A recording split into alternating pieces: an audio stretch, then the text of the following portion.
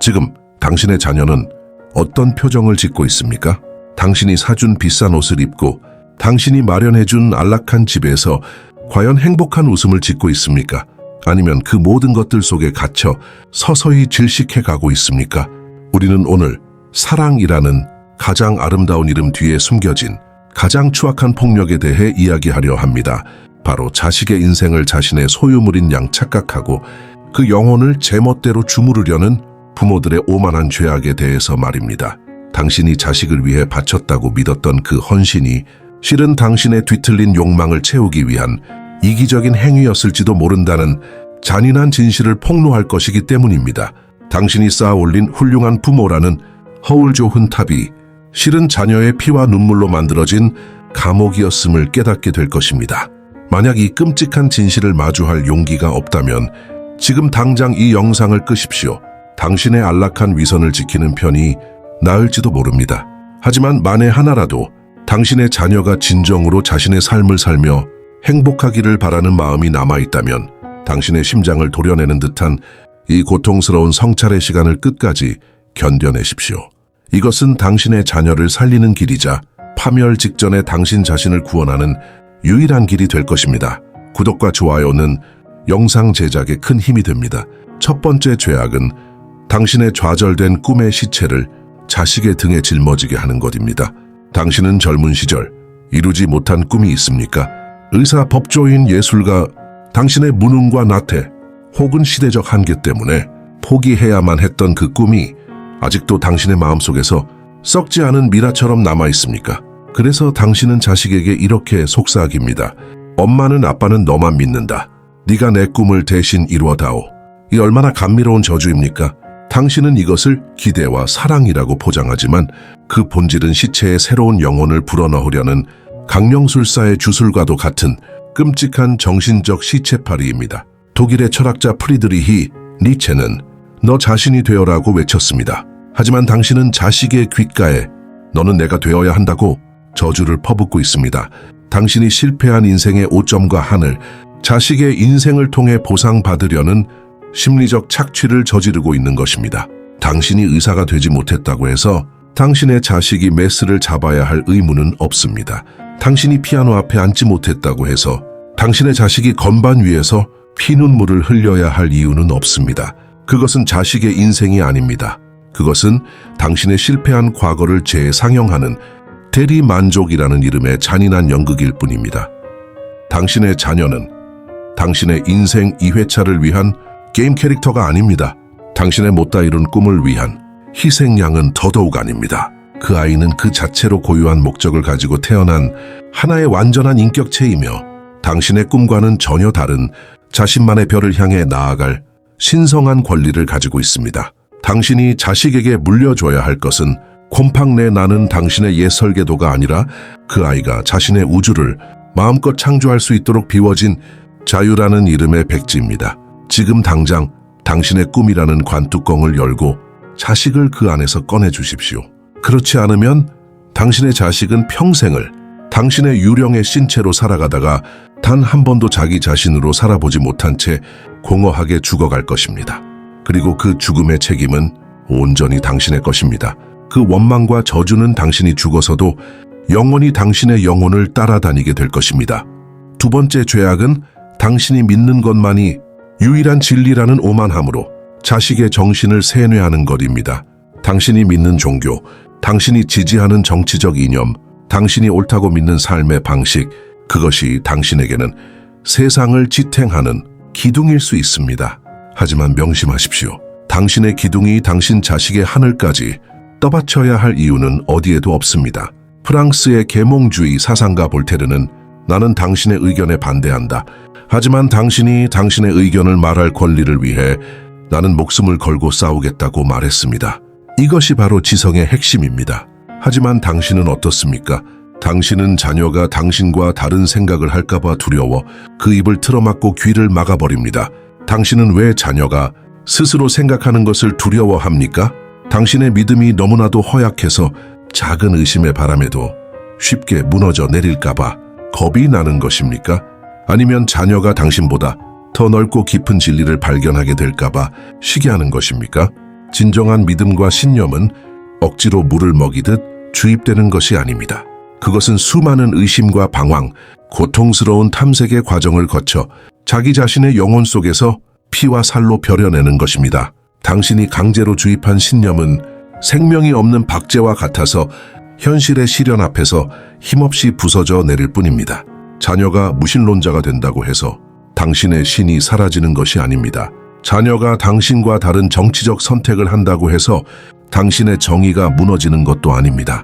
그것은 단지 그 아이가 당신과는 다른 눈으로 세상을 보고 자신만의 진리를 찾아가는 지극히 자연스러운 과정일 뿐입니다. 자녀의 머릿속을 당신의 낡은 교리로 채우려 하지 마십시오. 대신 그 아이가 날카로운 질문을 던지고 비판적으로 사고하며 스스로의 답을 찾아갈 수 있는 사유의 근육을 키워주십시오. 당신의 신념이라는 좁디 좁은 새 장문을 활짝 열어 자녀가 더 넓은 사상의 하늘을 마음껏 날아다니도록 해방시켜 주십시오. 그것만이 자녀를 맹목적인 광신도가 아닌 주체적인 인간으로 성장시키는 유일한 길입니다. 세 번째 죄악은 자녀의 신성한 사랑을 당신의 속물적인 저울 위에 올려놓고 값을 매기는 것입니다. 의사 사위 변호사 며느리 봐야지. 최소한 저 집안 정도는 되어야 우리랑 격이 맞지. 당신은 지금 당신 자식의 인생을 함께 항해할 동반자를 찾아주는 것입니까? 아니면 당신의 노후를 보장하고 주변 사람들에게 과시할 트로피를 사냥하는 것입니까? 결혼이라는 한 인간이 다른 인간의 우주와 온전히 합일되는 숭고한 약속을 당신은 고작 집안, 학벌, 재산이라는 더러운 지폐 몇 장과 맞바꾸려 하고 있습니다. 고대 그리스의 철학자 플라톤은 사랑을 잃어버린 나의 반쪽을 찾아 온전한 하나가 되려는 영혼의 갈망이라고 정의했습니다. 그런데 당신은 자식의 영혼이 누구를 향해 절절하게 울부짖고 있는지에는 조금의 관심도 없습니다. 당신의 눈에는 오직 당신의 체면을 세워줄 껍데기, 당신의 허영심을 만족시켜줄 조건들만 보일 뿐입니다. 당신이 강요한 결혼은 행복으로 가는 길이 아니라 두 개의 무덤을 미리 파놓는 것과 같습니다. 사랑 없이 조건만으로 맺어진 관계가 얼마나 지독한 지옥인지 당신은 정녕 모르는 것입니까? 아니면 당신 역시 그런 삶을 살아왔기에 당신의 자식 또한 그 고통을 당연하게 감내해야 한다고 믿는 것입니까? 제발 자녀가 가슴 터질 듯한 사랑을 하는 것을 막지 마십시오. 그 상대가 당신의 구닥다리 기준에 미치지 못한다고 해서 그 사랑의 순수한 가치마저 당신이 함부로 더럽힐 자격은 없습니다.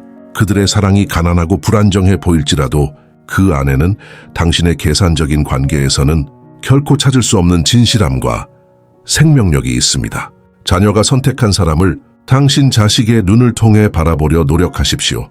그 사람의 조건이 아니라 그 사람을 바라보는 당신 자식의 눈빛을 보십시오. 그 눈빛 속에 담긴 행복과 충만함을 인정하십시오. 그것이야말로 당신의 자녀가 스스로의 인생을 책임질 줄 아는 한 명의 성숙한 인간이라는 가장 확실한 증거입니다. 당신의 낡아빠진 계산기를 집어 던지십시오.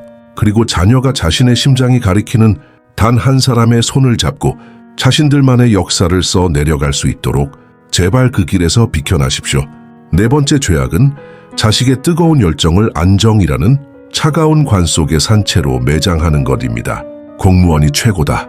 무조건 대기업에 들어가야 사람답게 산다.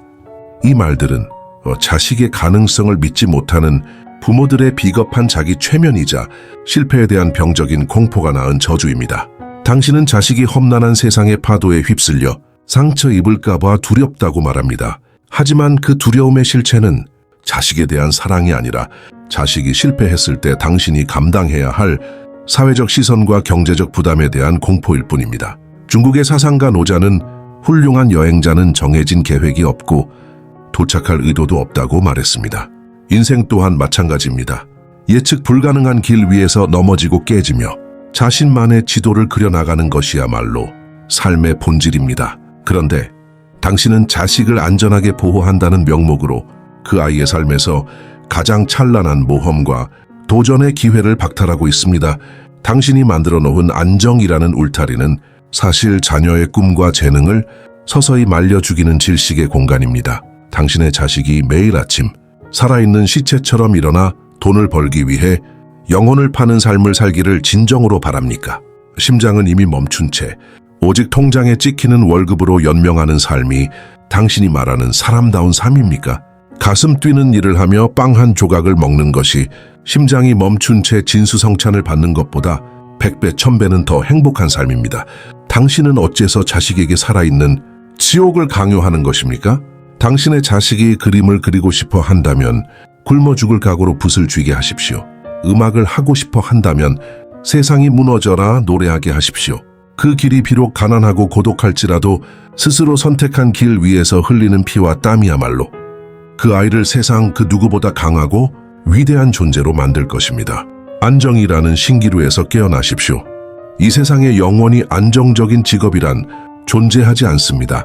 진정한 안정은 외부의 조건이 아니라 어떤 위기 속에서도 스스로 길을 찾아 나설 수 있는 내면의 힘에서 나옵니다. 자녀가 자신의 심장을 미치도록 뛰게 하는 이를 찾도록 당신의 모든 것을 걸고 응원하십시오. 세상 모두가 등을 돌릴 때 당신만은 그 아이의 가장 든든한 마지막 지지자가 되어 주십시오. 그 뜨거운 열정이야말로 그 어떤 연금보다 확실한 자식의 노후 대책이 될 것입니다. 5번째 죄악은 자녀를 당신의 완벽한 복제품으로 만들려는 지독한 소유욕기입니다. 내가 해봐서 아는데 그건 틀렸어. 시키는 대로만 해. 그게 다 너 잘되라고 하는 소리야. 당신은 당신의 한정된 경험이 세상의 모든 진리를 담고 있는 바이블이라고 착각하고 있습니다. 당신이 살아온 시대의 법칙과 자녀가 살아갈 미래의 문법은 완전히 다릅니다. 당신의 낡은 지도가 자녀가 항해할 미지의 바다에서 통할 것이라고 믿는 것은 치명적인 오만입니다. 인도의 위대한 사상가 크리슈나무르티는 관찰하되 평가하지 말라고 가르쳤습니다. 하지만 당신은 자녀의 삶을 끊임없이 당신의 잣대로 평가하고 재단하고 교정하려 듭니다. 당신이라는 거대한 그림자로 자녀를 뒤덮어 그 아이가 가진 고유의 색깔을 모두 지워버리고 있습니다. 일어나는 시간부터 잠자리에 드는 시간까지, 옷 입는 스타일부터 만나는 친구까지 당신은 자녀의 모든 것을 당신의 통제하에 두려 합니다. 이것은 사랑이라는 이름으로 포장된 가장 교묘하고 집요한 정신적 감금입니다. 당신은 자녀를 독립된 인격체로 존중하는 것이 아니라 당신의 아바타, 당신의 분신으로 취급하고 있는 것입니다. 자녀는 당신의 소유물이 아닙니다. 당신의 뜻대로 움직이는 로봇은 더더욱 아닙니다. 그 아이는 서툴고 미숙한 방식으로 세상을 탐험하고 때로는 끔찍한 실수를 저지르며 그 고통 속에서 자신만의 인생 철학을 배워나갈 권리가 있습니다. 당신의 끝없는 잔소리와 간섭은 자녀를 올바른 길로 인도하는 등대가 아니라 스스로 항해할 능력을 거세해버리는 암초일 뿐입니다. 당신의 과잉 보호 속에서 자란 아이는 결국 스스로 아무것도 결정하지 못하고 평생 당신의 치마폭에서 벗어나지 못하는 정신적 미아가 될 뿐입니다. 제발 자녀의 인생에서 한 걸음, 아니 10걸음 뒤로 물러나십시오.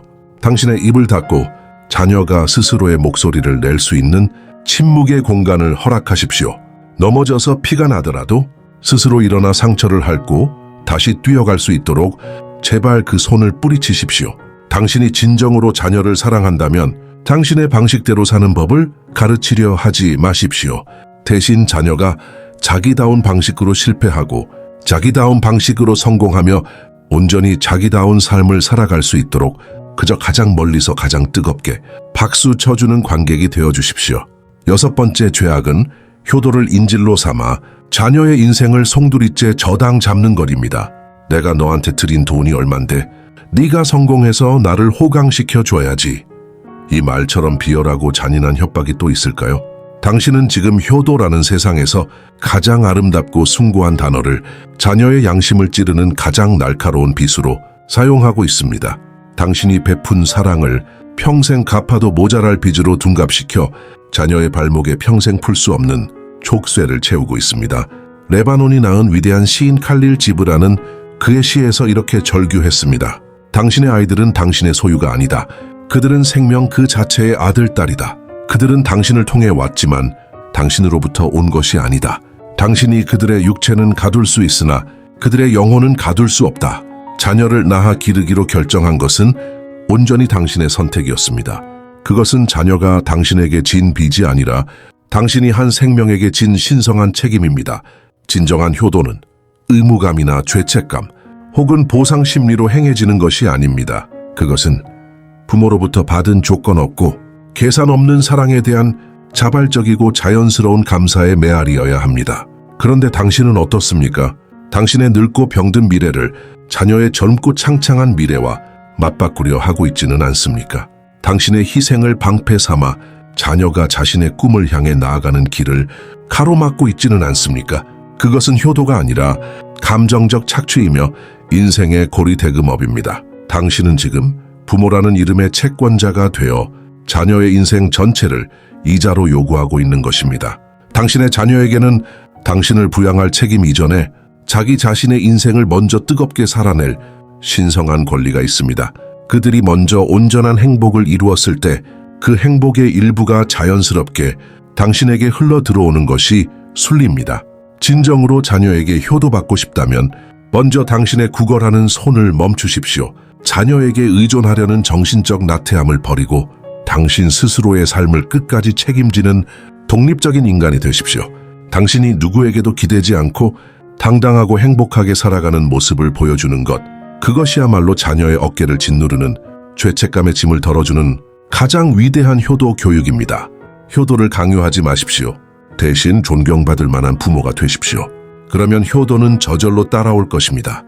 7번째 죄악은 가장 교묘하고 알아차리기 어려운 독소입니다. 바로 당신의 삶을 자녀 인생의 유일한 나침반으로 삼으려는 것입니다. 이것은 나처럼 살아라는 긍정의 강요와 절대로 나처럼 살지는 마라는 부정의 강요, 두 가지 얼굴로 나타납니다. 이 둘은 겉보기엔 정반대처럼 보이지만 그 뿌리는 자기 자신만이 세상의 중심이라는 지독한 자기중심성에 있습니다. 자녀의 고유한 인생을 인정하지 않고 당신의 삶을 기준으로 재단하려는 폭력이라는 점에서 본질은 같습니다. 사회적으로 성공한 부모는 말합니다. 내가 걸어온 이 길이 정답이다.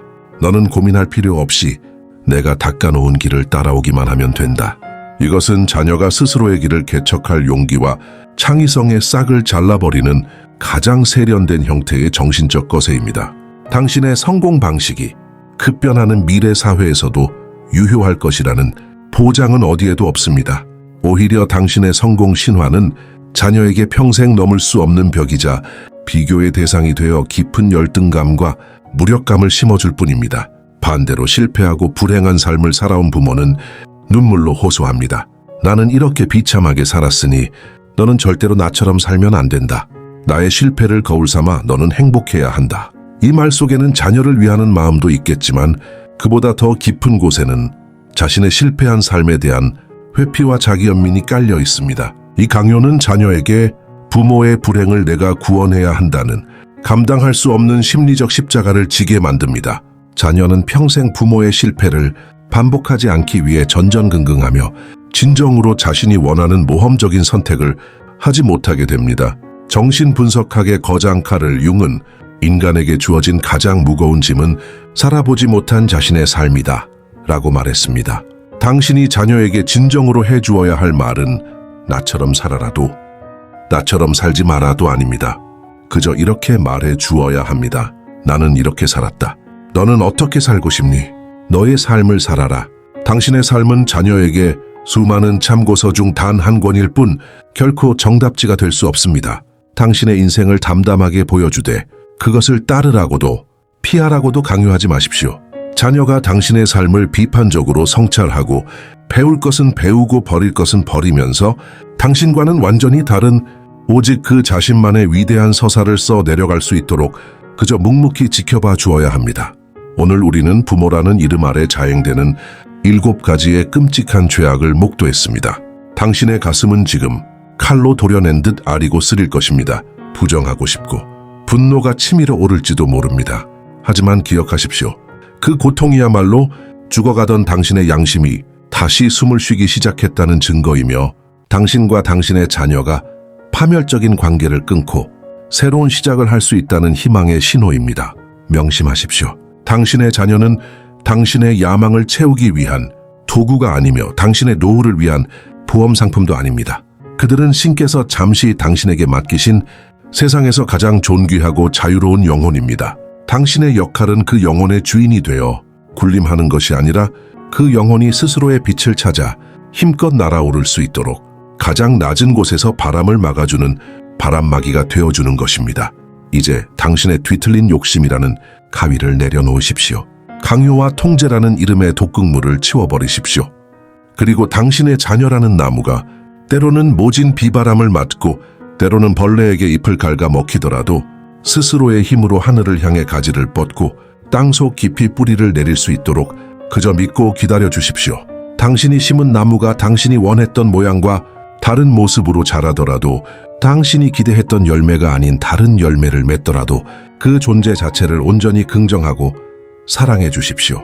그것만이 당신의 이기적인 사랑이 만든 지옥에서 당신의 자녀를 구하고 결국에는 자기 파괴적인 욕망으로부터 당신 자신마저 구원하는 유일한 길입니다.